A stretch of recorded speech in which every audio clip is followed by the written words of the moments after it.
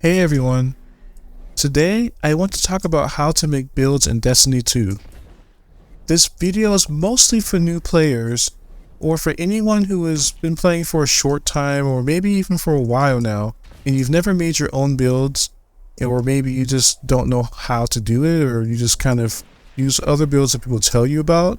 This video may help you learn how you are going to be able to make your own builds in this game. Today we are looking at Titan, which is pretty crazy, right? I think on this channel you've probably only seen Warlock videos, and that's kind of on purpose. I mean, I'm a Warlock main. I mostly play Warlock and that's just what I do. But I do sometimes play my other characters, but not a lot. So yeah. But today we're doing Titan. Destiny 2 has many options when it comes to build crafting. It includes stuff like the weapons we have, the exotic armor pieces, all of the mods that are attached to the armor pieces, all of the aspects or fragments from our subclass. Like, a bunch of different factors go into play here. And the thing is, it's not as complicated as it might seem. I think it actually got easier with Lightfall because it used to be even more crazy because you had to have different armor pieces with different elemental affinities. So you had people have 4 copies of their helmet, but each one's a different element or something like that, because you had to do that to get access to all the mods and then be able to change it on the fly. Now you can just do it. You don't have to worry about different affinities. They all have all the mods no matter what. So that's kind of a good thing. But anyway, I'm going to talk about this, and I'm going to also have some footage on screen of me playing with the build that I'm going to eventually talk you through. But let's just talk about like the things you need to know before you make your build. So the first actual step I would tell you is to decide on which subclass you want to make your build for. So of course we're doing Titan today, and I chose Solar, but like, just so you know, whatever you choose for your build, you're going to pick your subclass you're going to play with and then like go from there. Then you're going to find an exotic armor piece that affects something that you want to affect in your build. Sometimes you just kind of use what you have, or sometimes you go and seek an exotic out to try to make a build you want. The ways that you get exotic armor pieces most of the time is going to be through legend lost sectors. Just know that you're not going to get a guaranteed drop. You just have a chance at a drop, and I think it's like the ratio is supposed to be 25 or 27% chance. So you may have to play it multiple times to get your drop. The other thing is too, you can get exotic armors to drop for you when you play Nightfalls or Strikes or other activities, but those are usually your older exotics. The more current ones happen when you play Legend Lost Sectors. Sometimes you get them by completing campaigns too, so like at the end of the Lightfall campaign you have access to choose between one exotic or the other if you played the legendary version. Same thing with like Witch Queen, there was like the choice between 2 there. So there are ways to get them. The next thing I would say is, now that you picked the subclass you wanted and you have an exotic that you want, then you have to look at the aspects and fragments. So for example, we're going to look at the Titan's Sunbreaker subclass, and the aspects here we're picking is Consecration. While sliding, you can activate your melee to launch forth a solar wave, and then you press it a second time and then you can slam down like the final wave, which is a lot stronger. And it scorches targets, and usually you can ignite people with this. It depends on the enemies, so you may ignite some people there. And then Soul Invictus, which solar ability final blows, Hammer of Soul impacts, which is your super, and defeating scorched targets creates sunspots. So basically now you know we need to scorch people. So if you know that now, that affects what you want to pick for your fragments. So the only fragments that I think you have to have is Ember of Ashes, where you can apply more stacks of Scorch to targets, and then Ember of Searing. Defeating scorched targets grants melee energy, and it creates a fire sprite. So then I put on Ember of Mercy, because if you get a fire sprite, it grants restoration. I just put it on mostly because of that synergy there. If I'm going to make a fire spray, I'm sorry, why not take advantage of it? And then I have Ember of Char, Solar Ignition, spread Scorch to affected targets. I found that this build tends to have ignition, so why not just spread more Scorch and then get more Scorch kills to get more melee energy. So I did that, but I think these first two fragments here, you can technically switch them to other things that may benefit you more. We'll get more to this topic of switching things around, but I think the two you need to have is these two. And then from there, we decided on our aspects and fragments. I will say, now you gotta assess your mods. So look at the mods that exist in each armor piece and decide which you need to put on. The first slot is always going to be some kind of like stat boosting mod. So you can do like either a +5 or +10 in some kind of stat. Ideally, you want to stack your stats that benefit you for the subclass you're playing. Titans usually need more resilience, Warlocks need more recovery, and Hunters need more mobility. And then the other stuff you can kind of stack it what you need. We usually don't need intellect because we have ways to get super energy now.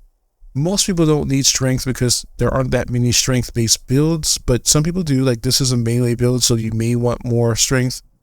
A lot of people like having good discipline because you can get your grenades back. And then resilience is kind of good now. With Witch Queen, they switched it so now you get like more damage reduction.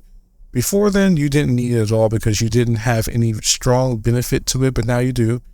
Recovery means that if you get damaged by something, it's how fast you recover your health. So the higher your recovery is, the better it will be for you to recover your health after taking damage.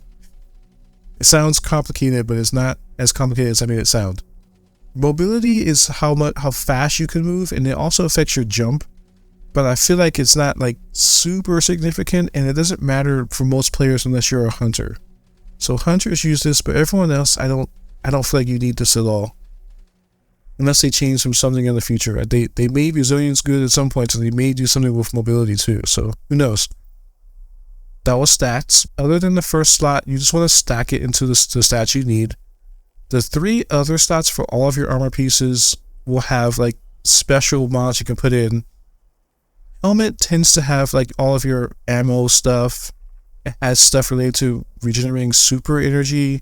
It has stuff related to your siphons from creating orbs when you're with your weapon kills. And it has like stuff like your targeting. So there's that. Your gloves usually have stuff related to your melee and your grenades, but it also has like your loaders for your weapons and dexterity. All your chest armor tends to have all of your damage resistance stuff, and it also will have like reserves for your weapons.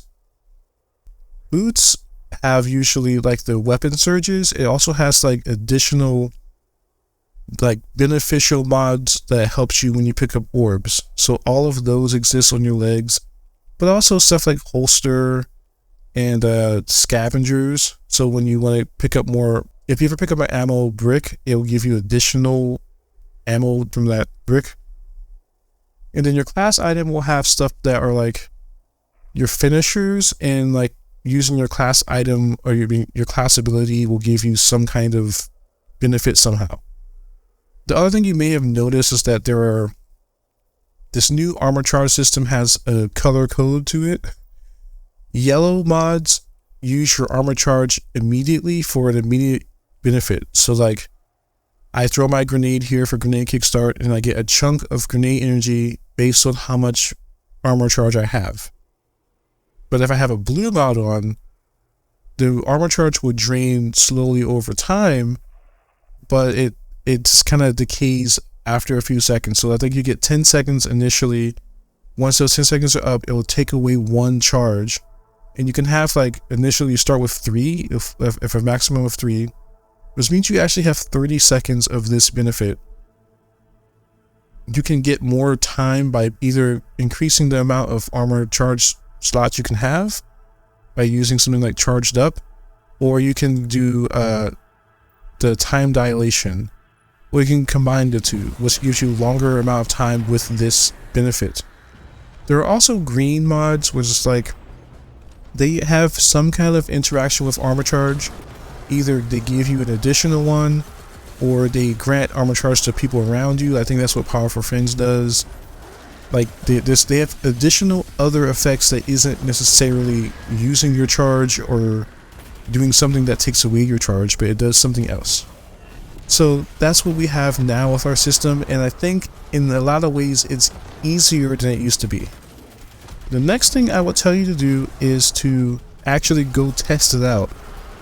So if I had to pick some places, personally, I always like going to Altars of Sorrow on the Moon. That's just my personal preference, but there are lots of downsides with it. You kind of need some people there to play the activity to keep it going. But at the same time, you don't really want a whole bunch of people there because you don't really want to have them killing all the enemies before you get a chance to test out your build. So it kind of is a double-edged sword there. So even though I personally like going there, I can't recommend that you do it because you're going to feel frustrated when there's too many people there killing stuff, or you'll feel upset when there's not enough people there to keep the activity going because you're focusing on like the red bars, but all the nightmares are getting through. So there's that. But if you wanted to go somewhere, maybe a lost sector would be good because you have access to all those enemies by yourself. And sometimes I don't like that because I want a lot of enemies to kind of go through. And I want them all to be gathered together. And sometimes in lost sectors, they're not always going to gather together for you, so you kind of have to make it happen. But this is a good thing. It's more realistic because you're not going to always have Altars of Sorrow people lining up to come get you at once. So it's a good thing. The other things that I like, it depends on if you have access to either Witch Queen or to the 30th anniversary activity. So the 30th anniversary, we had a dungeon called Grasp of Avarice. If you don't have access to it, then you can't really do this. But at the beginning of it, there's like infinite enemies basically, because you're killing the enemies and they're dropping these little like engrams that are supposed to be turned into like this crystal, and if you don't do it, then you kind of just have enemies spawning in forever until you complete the task that you're supposed to do. And therefore you can take advantage of that whenever you want to get a bunch of kills or test stuff out or get your catalyst done or something like that. So you go there for that. But if you don't have access, the next best place, I think you can go to Preservation if you don't have access to the 30th anniversary, because you can go there, and then the beginning of it, the same thing. You have access to infinite enemies as long as you don't kill the Savathun projection. They'll just keep spawning in. The other place that everyone kind of recommends is you can get a checkpoint for Shiro Chi. Go to an LFG or something like that and just kind of get the checkpoint, and then you can hold that checkpoint for the whole week. Test stuff out, take some people there. As long as you don't complete the activity, but you can always ask someone else for the checkpoint, and usually people have it. Once you start to feel comfortable playing with the build just in activities that isn't too challenging, but you can kind of keep it going, then you kind of have to decide, how am I going to go do something more difficult? And the easiest thing to do is maybe go to a Legend Lost sector, try it there and see if things work. I kind of want to preface with you that if you go to a difficult activity and then at that point if things don't work out, it doesn't mean the build is bad. You may have to tweak some stuff, you may have to adjust your fragments, you may have to change some things around, but sometimes that's how it is. I mean, when you play harder activities, the game is going to demand more from you, and it's going to make things more difficult. It's going to make you focus on survivability more rather than just, you know, jumping in there and doing whatever. So it's a good thing to have this kind of like self-criticism. Don't throw away the build entirely. It may not be is completely wrong or bad. Just be okay with adjusting stuff around. The other thing after that is just make your adjustments and then make note of, like, when I do these activities, I have to do this. When I do these activities, I have to do that. And now you know what you have to do. After that, I think you kind of have a build that works. If it works in regular normal level activities, then that's always going to be fantastic. But when you have one that also works in something more difficult, that's where you can actually take your build into like other parts of the game.